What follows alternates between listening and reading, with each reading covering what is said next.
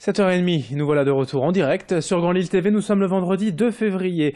Bonjour à toutes et à tous, bon appétit si vous prenez votre petit déjeuner avec nous et bon courage si vous partez travailler en voiture. La situation devient problématique ce matin sur l'ensemble du réseau. Autour de Lille, les ralentissements habituels sur la 25, la RN 41, la rocade nord-ouest vers Ouascal, la 1 et la 23 vers Lille. Soyez prudents et patients au volant, bien évidemment. La situation va encore empirer, on peut le craindre, jusqu'à 8h30, 9h, l'heure de pointe. Soyez donc patients et restez avec nous. D'autres infos trafic à suivre très rapidement sur Grand Lille TV. À la une également, ce vendredi matin, vos prévisions météo. Encore un temps très instable, un ciel très changeant, entre perturbations, nuages et pluie, voire parfois quelques flocons de neige fondue. On aura de rares éclaircies quand même par instant. L'impression de fraîcheur, elle sera renforcée de nouveau par le vent de nord-ouest et les températures restent de saison, avec 6 degrés aujourd'hui pour les maximales à Lille.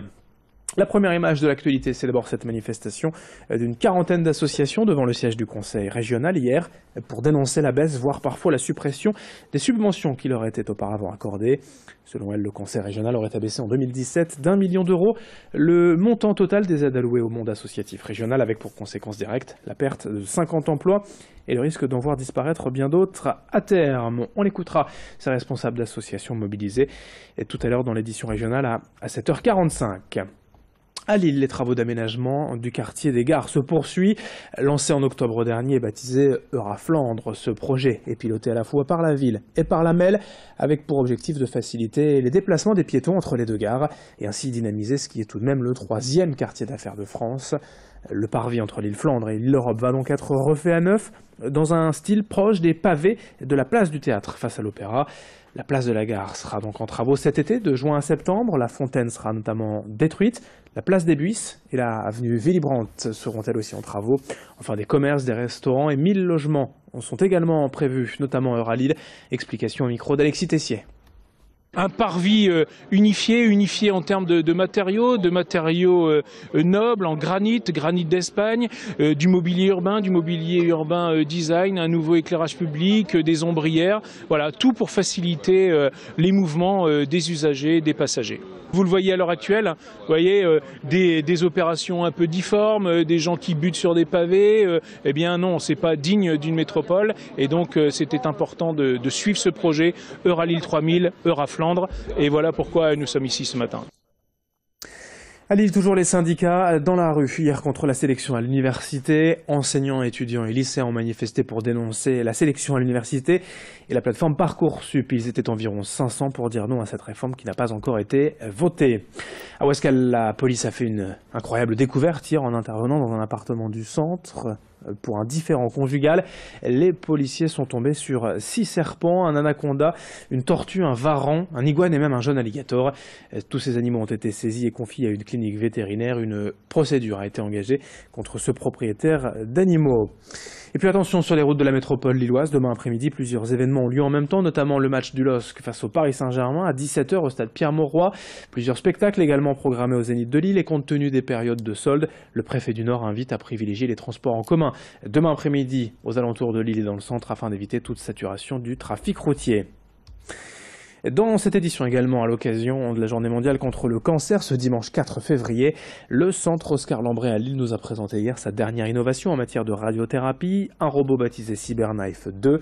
Il s'agit en fait du petit frère d'un robot déjà utilisé depuis 10 ans, mais plus volumineux, qui doit permettre de réduire le temps d'irradiation. CyberKnife est utilisé dans le traitement des tumeurs au cerveau, des cancers du foie, du poumon et de la prostate. Pour les patients, cela se traduit donc par un traitement plus rapide et des séances plus courtes, avec des effets secondaires réduits. Le centre Oscar Lambret espère ainsi traiter jusqu'à 800 patients par an, histoire de rentabiliser l'investissement de 4,5 millions d'euros. Explication complémentaire au micro d'Idil Gunaï. Le traitement est vraiment personnalisé, personnalisé pour le patient d'une part en fonction de son anatomie, de sa tumeur, etc. Donc il y a tout un travail qui est fait en amont par l'équipe médicale et par l'équipe de physique médicale pour adapter un traitement vraiment très très spécifique. Et puis ensuite, effectivement, un accueil du patient, un environnement musical qu'on lui propose qui permet aussi d'adapter l'ambiance et la prise en charge à ses souhaits et de faire en sorte que ce soit moins stressant pour une machine qui délivre un traitement qui est tout à fait indolore, mais qui a quand même, c'est une grosse machine, c'est un peu angoissant, et donc on essaie de mettre un contexte plutôt adouci autour de tout ça. Le football également, la une de l'actualité aujourd'hui avec le match le plus attendu de la saison demain après-midi au stade Pierre-Mauroy. Le PSG et ses stars attendus au programme du LOSC, un match au sommet pour les joueurs lillois, une rencontre de gala pour le public. Pour la première fois cette année, certainement la seule, le stade Pierre-Mauroy fera le plein. Le match se jouera à guichet fermé. Le LOSC devra toutefois faire sans Kevin Malcuit et Adama Soumaoro blessés, ni Yacine Benzia suspendu. Hier, Christophe Galtier lui a exprimé sa déception, voire sa colère de ne pas avoir pu renforcer l'effectif durant le mercato. Il a également évoqué la situation du capitaine Ibrahim Amadou que l'on a annoncé en partance pour Crystal Palace en Angleterre, qui va finalement rester au LOSC. On écoute l'entraîneur lillois hier à Luchin au micro de Vincent Villers.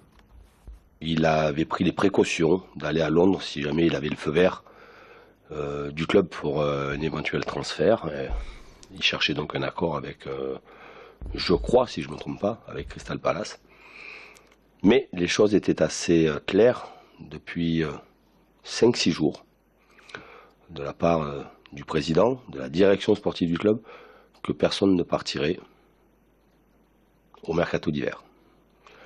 La direction sportive et le président a décidé de mettre toutes les chances de notre côté pour pouvoir se sortir de cette situation sportive et de faire abstraction de l'aspect financier sur les propositions qu'il pouvait y avoir sur nos joueurs. Et puis une dernière image pour terminer cette édition. À Gand a lieu ce week-end et déjà depuis mercredi la traditionnelle fête des Lumières, le Licht Festival en version originale. 5 jours de festivités. Le festival a lieu tous les 3 ans. Ne manquez pas cet événement. La ville entière se part de lumière incroyables, des mappings, des installations, des œuvres artistiques. Un petit extrait.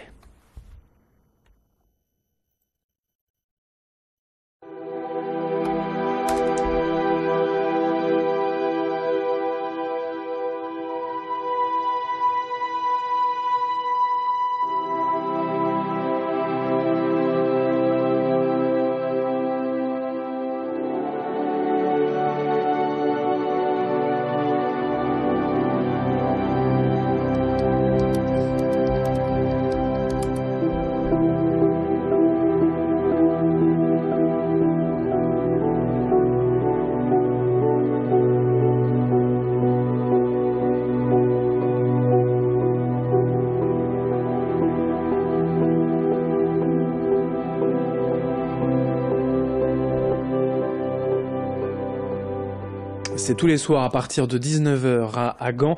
Festival de lumière qui a lieu tous les 3 ans et à ne pas manquer. Et jusqu'à dimanche soir. Merci de nous avoir suivis sur Grand Lille TV. À suivre vos prévisions météo.